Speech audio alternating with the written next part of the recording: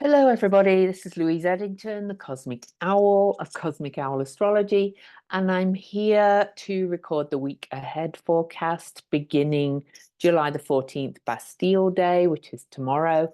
And I'm wearing my Sagittarius t-shirt, Wander and Wonder. But anyway, as I come to record this, I just heard the news or saw the news rather that Trump was attacked at a rally in Pennsylvania. He's safe. He had blood on the side of his face, about here, it looked like, on the video that they shared.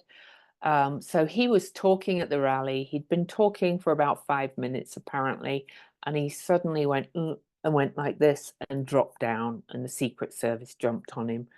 There's reports of loud noises. So was it gunshots? I don't know. I don't know anything now. And the more calmer heads on MSNBC were saying, don't speculate. So I am not going to speculate at all.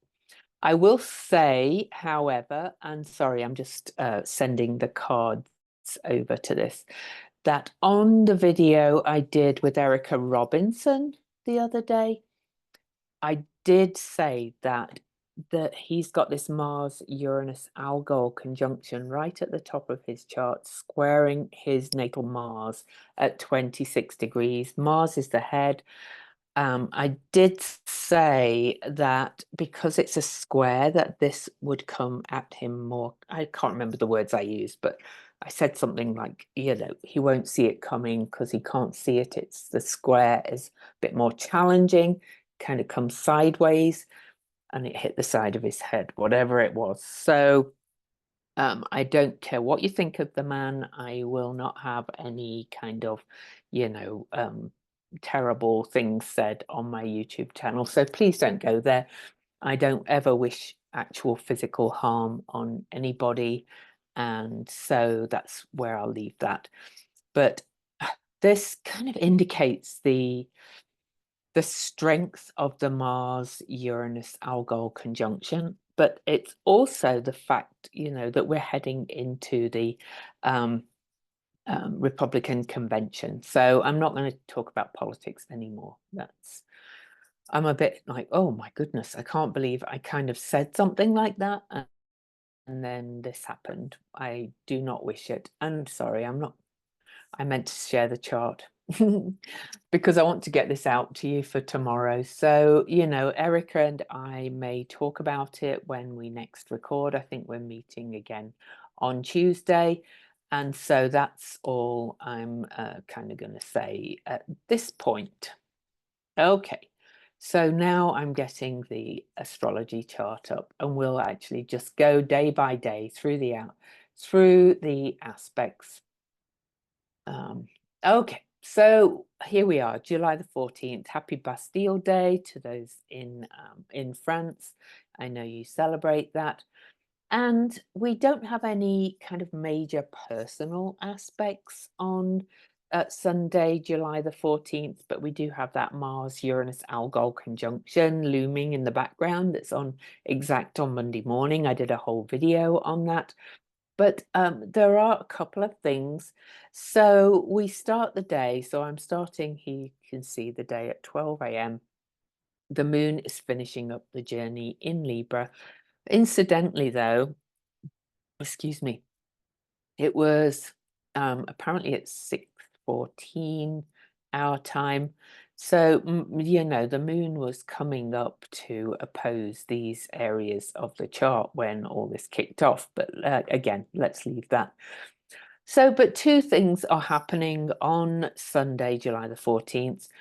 Haumea is stationing direct. Now, look at this degree, 0, 0, the very first minute of Scorpio. Haumea is permanently in Scorpio for quite a few years because she has about the same orbit as Pluto. And she retrograded recently and has gone back to that very beginning part, the Fool's card, twice, two Fools. But anyways, She is a creatrix. She is shaped like an egg. I've written a whole article about her. If you follow my Substack, in the weekly Substack, I wrote a whole article about her and an ongoing square to Pluto. Because now that Haumea is turning direct tomorrow, I'm recording this on the 13th, and Pluto is retrograde. They are going to meet in August for the 6 of 13 exact squares. Okay. And they started in 2022 and they end in 2028. So, you know, I called it the aspect of the decade, but they are kind of very similar energies in the way that they are about transformation and rebirth and regeneration and all that kind of thing. Haumea has more of the generative kind of energy. She was the creative, you know, the mother of all the pantheon of gods in Hawaii, whereas Pluto is kind of more that plutonic excavation, mining Uranus diamonds kind of energy. But it's a pretty powerful square, and these two are going to meet at 0 Aquarius again square in August. So they're starting to move towards each other. So you might not feel this station of Haumea, this is Haumea here, direct personally, unless you have really strong conjunctions with it. But we do feel like something's turning. And well, anyway, we can see what's happening in the world. So, but then also later, 10:52 a.m. on Sunday morning, the moon joins Haumea in Scorpio and conjuncts it. And I don't go through all the lunar aspects on these. I go through those in great detail for my paid Substack subscribers. But we are entering into, you know, that scorpionic kind of moody, obsessive, but also detective kind of, you know, diving into the shadows of manipulations and power games. And, you know, no matter, you know, what you think, having political violence kind of kills the mood somewhat in a country. So, you know, we're going to wake up tomorrow going, oh my God, what's going to happen from this, I think, too. But he's okay, apparently. He looks okay anyway, and apparently he's safe, and he walked off the stage and was quite defiant. So, okay, so let's go on to Monday when the actual aspect happens. Monday, July the 15th, is the day the Republican convention starts, and the moon is in Scorpio all day. Unfortunately, one of the shadows of Scorpio is vengefulness and revenge. So just saying. But anyway, let's not go there.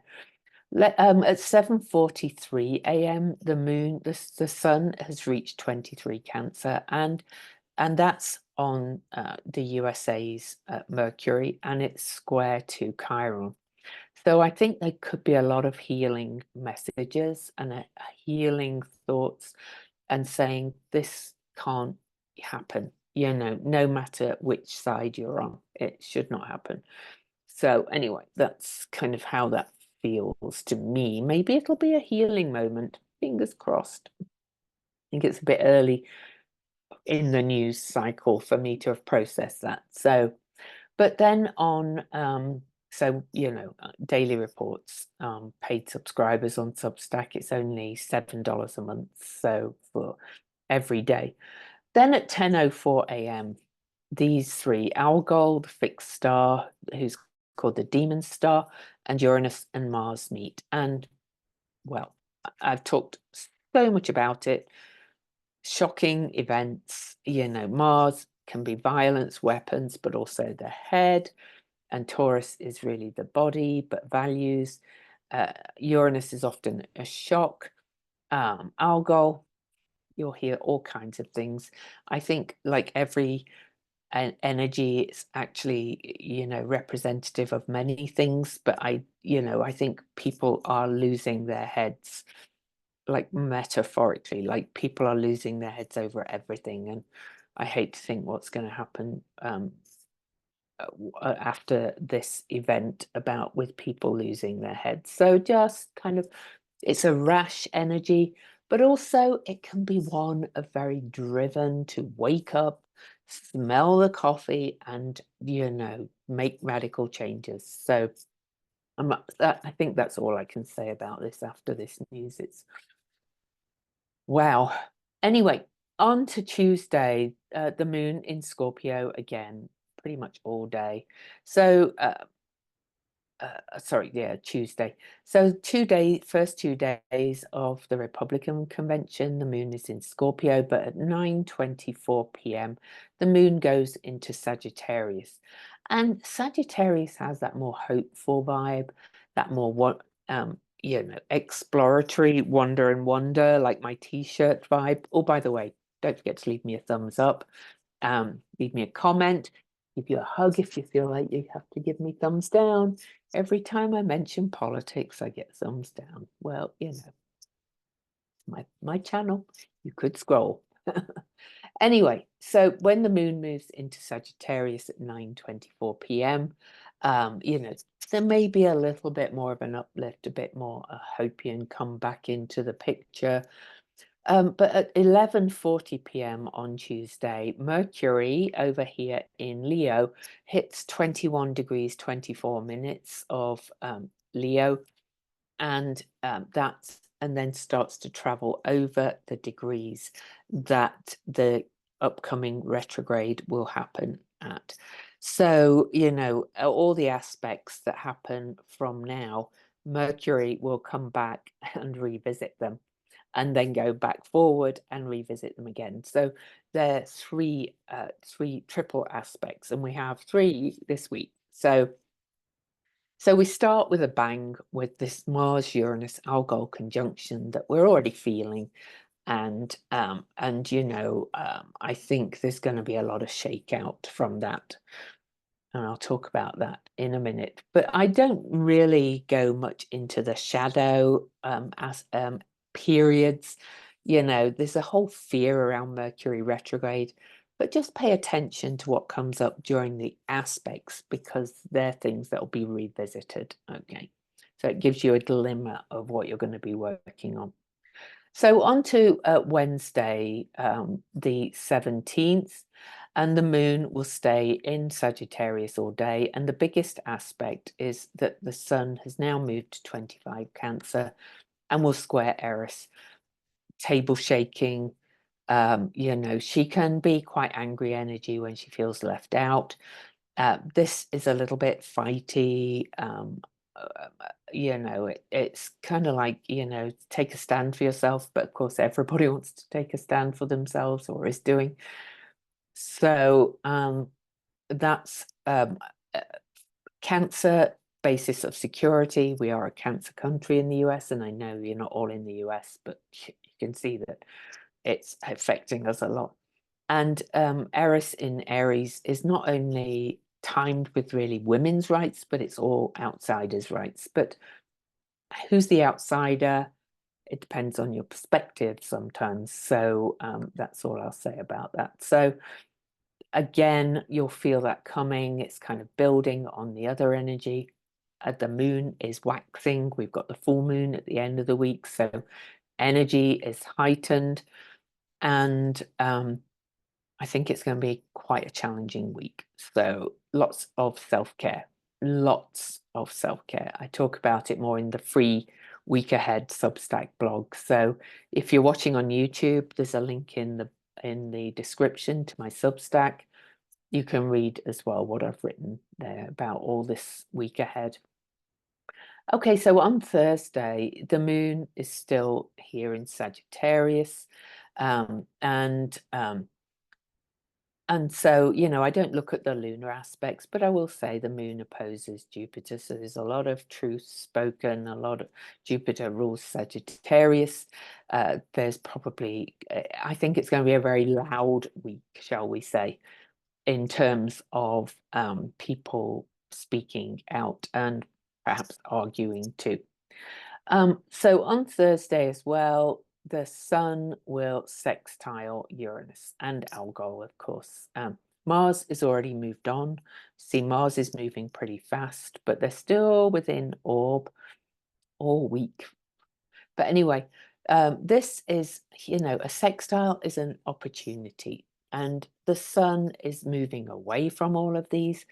This is like, what can we learn really from this, the events of the recent days, and for you personally, for the ahas and the awakenings that you've had, or the shocks to the system that you've received from either out there or just kind of downloads. This is quite sparky, saying, yeah, make innovative changes, radical changes. And now Mercury. Mercury in the shadow today trines Chiron. So the first aspect to look out for. So Thursday, look out for that. Make a note of what comes up for you. It's a lovely, supportive fire trine, very creative, very passionate, but also a bit phoenix-like. You might want to burn something down and move ahead, but you might be thinking about it. I would wait and reflect before you do. Friday, Venus Day. The moon will move into Capricorn on Friday at 4:13 a.m. And, the full moon is coming in Capricorn. So we're fully entering into that energy. Full moon energy is pretty heightened anyway. But on that day, after the moon moves into Capricorn at 4:13 a.m. on Venus Day, Venus, she's been a bit quiet since she left the beams of the sun, right? But Venus today is going to trine the Aries North Node. And that's a much, more creative, passionate kind of aspect. Venus is the guide for this Taurus big conjunction that we've got. And in Leo, she is like leading from the heart. She's the inner child. She wants joy, she wants fun, but she wants like real deep joy as well. And she wants that childlike energy of possibility. And the Aries North Node as well is about finding your selfness and really taking a stand for you. That's a much more pleasant aspect. So we might be reeling all week, and then by Venus Day, say, we have a choice here of how we create with this energy. So Saturday, July the 20th, and the moon is in Capricorn all day. Mars will reach the very end of Taurus, the anaretic degree, a liminal, critical degree, and will sextile Neptune. You may just feel exhausted. The energy is heightened. We're nearly at a full moon. Mars and Neptune. Mars is will, energy, drive. He's kind of slowed down a bit and a bit frustrated in Taurus anyway. Mars Neptune aspects are often quite energy draining. So it's Saturday. Why not take a rest? Make sure that maybe, you go in your usual pelt. Just kind of look after your body and take a bit of a rest under that Mars sextile Neptune, which is at exact 11:17 a.m. Eastern. But of course, it happens on either side. Because then at 4:43 p.m., Mars moves into Gemini, and we'll be in Gemini till September. And things, fire, Mars, drive, will, but he's been a bit held back in Taurus. Then he's had that aspect that's draining with Neptune.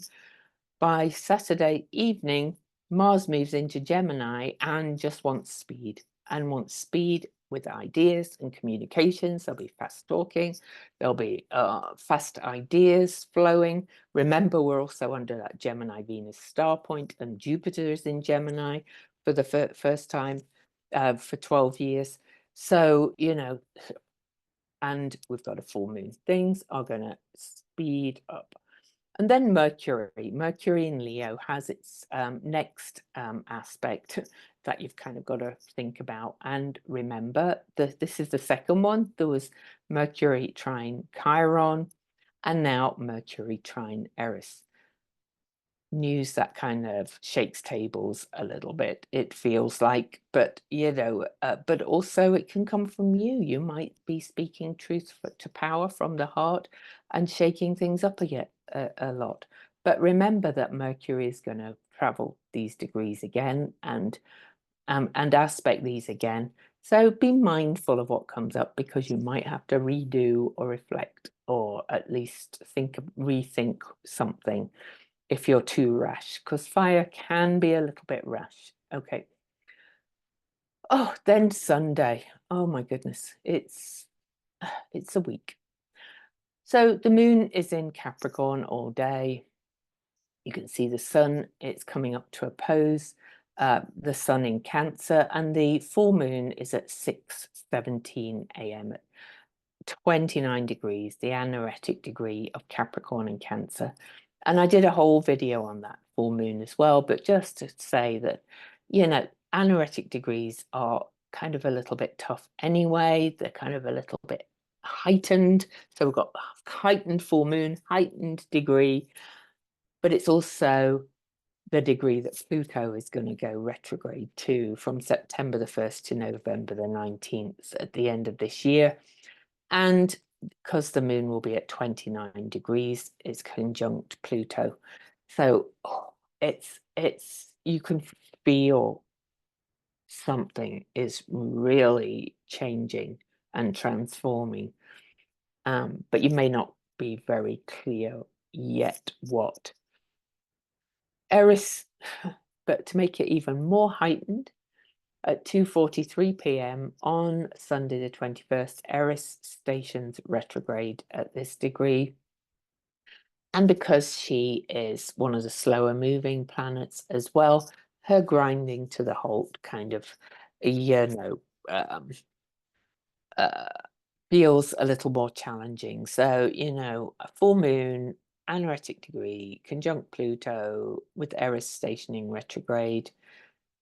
It's a tense day. It feels like things have come to a peak and something's going to be released in a big way. Mercury, again, the third aspect that you must kind of make note of what happens on this big day. Mercury will square Uranus at 25 degrees, and that will be on the top of Trump's chart, by the way. So, sorry, no, that will be on his Mars. That will be on his Mars. This is at the top of his chart. But, I'm not talking about that. I just wanted you to know. But, what's going to be said that's going to have to be revisited and rethought when Mercury goes retrograde, because Mercury will come back and square Uranus again. And so, but that could be shocking words, or the kind of words that incite things, So just saying. Mars, finally on next Sunday. I always do Sunday to Sunday, but I have to do all of Sunday because it's a huge day, and it's part of the full moon, really. Mars has just moved into Gemini and will trine Pluto. And of course, Mars and Pluto are traditional and modern rulers of Scorpio. They're very much of the same kind of energy. They're a little bit forceful, and Pluto represents plutocrats in a way. So I don't know what's going to come out of people's mouths this week. It feels a little bit.